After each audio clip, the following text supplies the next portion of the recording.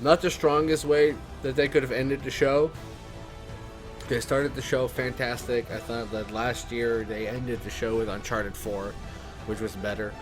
I wish that they maybe would have done Horizon Zero Dark at the end. For me personally, the Spider-Man thing should have been the end. Like, I mean, I couldn't take much more after that. I got a Sizzle reel.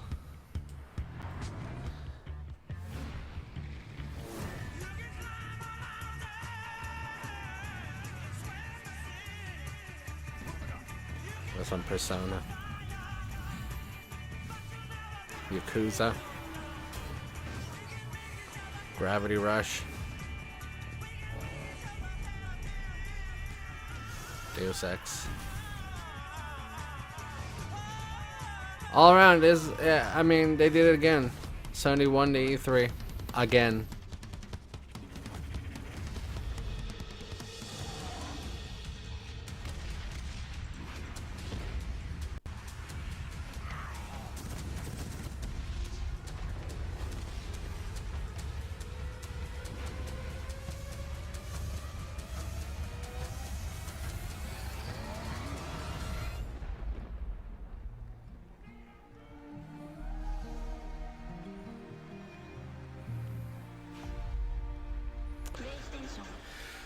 Great job, PlayStation. Great job, Sony.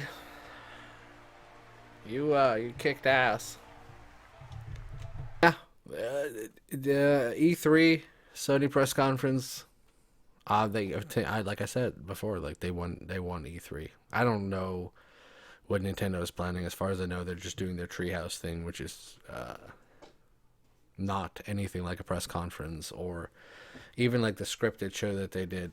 Treehouse was always them at the booth, like, or talking to people for like 3 days, or I don't know exactly what it is, but I know they're gonna show The Legend of Zelda, but I don't think they're gonna beat this. I mean, there was a lot of stuff, and it was almost all of it was good. I was a little bit disappointed about Crash Bandicoot. Like, I mean, yeah, remaster, that's fine, new generation and all that, but I have all those games. I can play them. I have them on my PS3, I believe, even. What else? The Skylanders thing, obviously, I was a little bit disappointed by that. At first, there was Days Gone where I was like, okay, we get this trailer. There was no real gameplay. I mean, there was some in-game footage, but there was also CG. But then I complained, I think I remember complaining about there not being any gameplay. Then they still gave us gameplay at the end. Not the strongest way to end the game, but again, it is a Sony exclusive game, so they want to push that as much as possible. Horizon Zero Dark has won me over completely. God of War, fantastic. But every of all the things, for me personally, Spider-Man by Insomniac Games is huge. Like that's I I can't wait, and there's no information about it there, but I know it's gonna be. It has to be good. It's Insomniac Games. Have they made a bad game? I mean, yeah, I'm not a fan of Resistance 1 and 2. I loved 3. I thought Resistance 3 was phenomenal. I never played Fuse, but other than that, I've never played an Insomniac game I didn't love. I mean, Sunset Overdrive was fantastic too. Um, I don't know. They showed a lot, and it was rapid fire. Sean Layden came out on stage 3 times, and he didn't talk that much. Um, that the other guy, I don't even remember his name, Hideo Kojima. He was there. He said 3 words, and he was gone, and showed us a trailer. That, I mean, I'm not excited about it yet, but then again, it is Kojima. It is going to be. Again, Kojima knows how to make a game, but he does this thing where everything has to be a surprise, and he's trying to fool us all. And I don't know. I will see what happens with that. Because I'm pretty sure we're not going to see a game from Kojima Productions until at least 2018. I mean, they announced that they started working on a game at the end of last year, so it's going to be a while. So I'm not gonna get too excited about that yet. I am excited about Norman Reedus being in there. I'm sad to see that Guillermo del Toro is not involved because that would have been amazing. Um, but I'm just glad Kojima's happy. He looked happy. He didn't. He most of the gray was gone because there was he had this gray beard thing going on at the end of his Kojima or Konami tenure. Um, yeah, it looked great. It was fantastic. It blew all the other press conferences out of the water. They were boring. And when they did show stuff, it was, you know, like Gears of War. I tried to find a good thing about Gears of War 4, but I didn't see it. I mean, they added the whole wind as a gameplay element to it, where you could use that against your enemies. But I mean, the gameplay looked exactly the same, like Gears of War 4 or God of War 4. They're both G of War. Like they changed it. They changed it up completely. They changed the way it felt more like you were playing Uncharted 4 or watching it really than God of War. Any God of War. Because for 7 games, God of War was exactly the same. And yeah, I still played them. I still got sucked in every single time because it was solid. But now they're changing it up. And then there's actual questions. Like, what is Kratos' son's involvement? Like, I mean, he was the one, I'm assuming, that learned about the archery thing. Are you going to play as him? Is there going to be like a Red Dead Redemption? Well, I guess that's a spoiler alert. Time moment where you take over as the son. I don't know, man. There's a lot of questions. There were a lot of surprises, a lot of stuff I want answers, a lot of stuff I just want to get my hands on. Where at the other shows I was like, oh yeah, no, this looks good, or this is exciting, or this looks great, but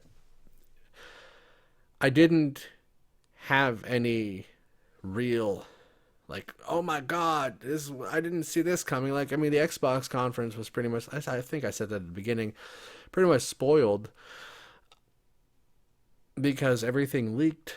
I don't give a rat's ass about Project Scorpio.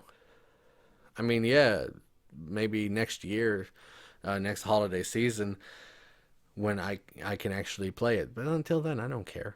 You know, like the whole PlayStation VR thing. Yeah, it seems like fun, and it seems like a much easier way than like getting the HTC Vive, which for me would be impossible. I live in a box.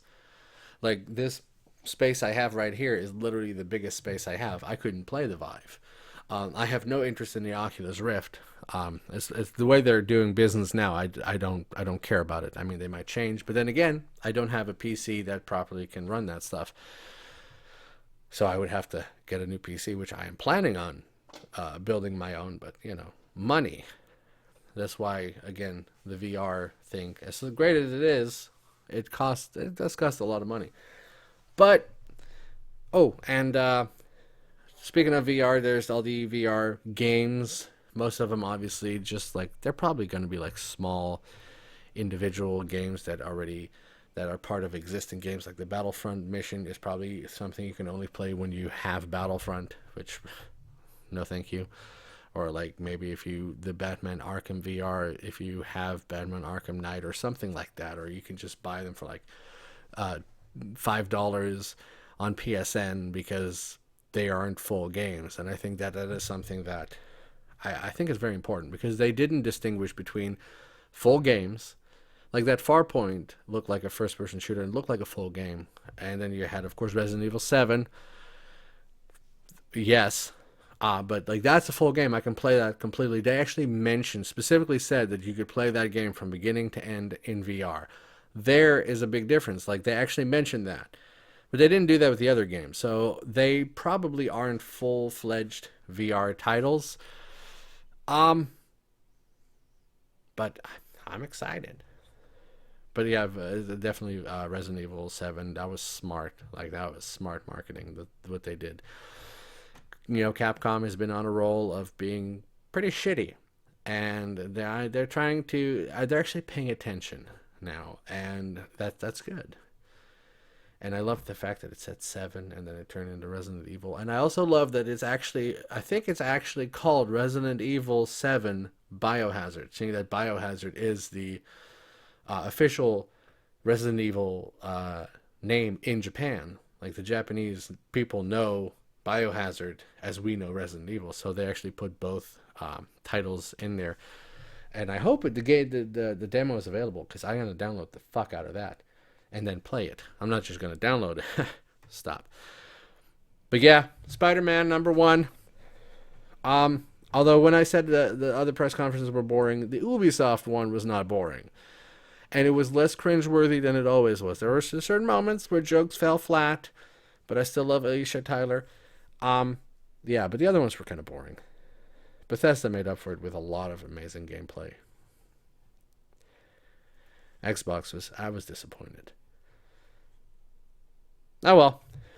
Anyway, let me know what you guys thought of the whole E3 press conferences. I don't know what Nintendo's doing. I'm excited to see the Legend of Zelda stuff, obviously. I love the Legend of Zelda a lot. And I will probably upload this entire video, the PlayStation one especially, as a full video, but I will still cut it up in little snippets. So I might cut this little piece at the end out and post that as a video as well. Yeah, I'm excited. The PlayStation conference actually gave me that feeling of a Christmas, video game Christmas. You know? That's what I felt when I watched that, and none of the other ones did that. I'm excited. Thank you guys so much for watching. Like, comment, subscribe for more video game related content during this E3, this wonderful, wonderful time of year, E3. I would like to thank Sony for providing this press conference.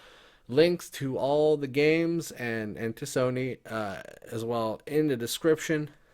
Thank you guys so much for watching. I am Jay, and I will see you another day.